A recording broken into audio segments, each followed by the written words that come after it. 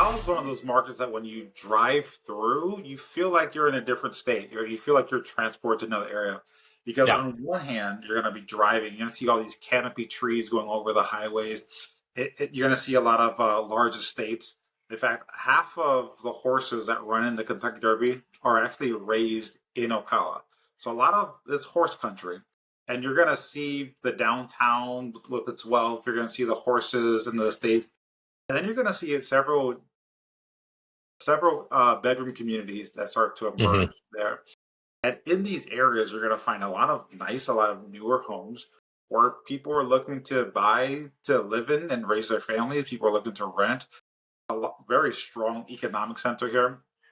And it's almost people think of Ocala as being this more remote place. Like, no, people who would live there have everything they need within a short drive. So Yeah. unemployment here is actually very low. And the insurance rates, because it's center of the country, it's also very low. Center of the state, it's also very low. So Ocala is just a pleasant, growing area of Florida, but it's built very responsibly.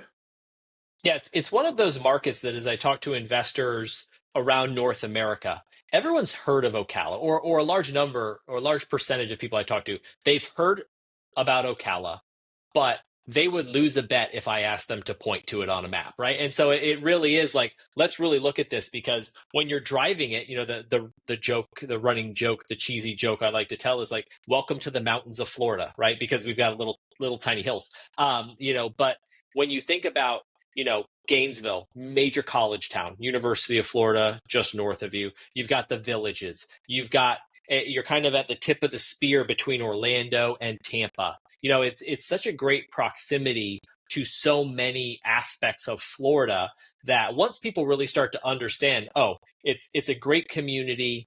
It's got a great rental market. It's also a great place for young families to raise kids. And I get access. I have access to so much of the rest of the state. This makes so much sense for our investors when they're looking to make that smart investment in the state. Ocala is an economic powerhouse. It has three major industries. One of the major one is healthcare. Healthcare is enormous. People go from Orlando up north to Ocala for their healthcare needs. You also have the villages there, which is the fastest growing metro in the United States. It is a 55 plus community that encompasses three different counties, massive population.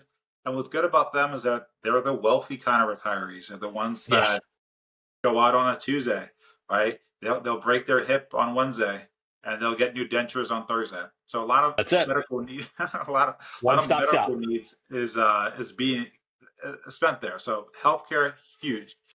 Then you have transportation and logistics. So Ocala is on the 75 corridor. The 75 corridor reaches about 80% of the population in the United States, in Florida. And it runs through the center of the state, which is Ocala is a great branching point for all these trucks, these freights, and all these distributions to go out to the rest of the state. So it's a very big hub, and so Publix, Walmart, FedEx, all have distribution centers there in Ocala because it's a perfect branching off part to the rest of the state. The other one, it's a little bit surprising. It's it's it's it's going to be military manufacturing, which is Yeah. another major one, and it's I don't know why. I don't know. Polytechnic University is nearby, but it's more of a newer school. But we have a lot of military grade equipment being designed and manufactured in this region. And I think every state has like a pocket where they build military machinery. And Ocala is it for Florida. And so that's an area where a lot of these things are being designed, they're being built, they're being tested.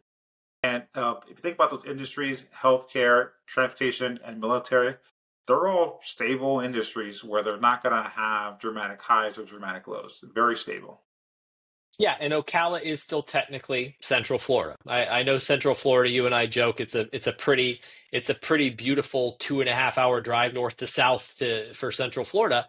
But Ocala, it's got all of this benefit, and it's being north of Orlando, north of Tampa.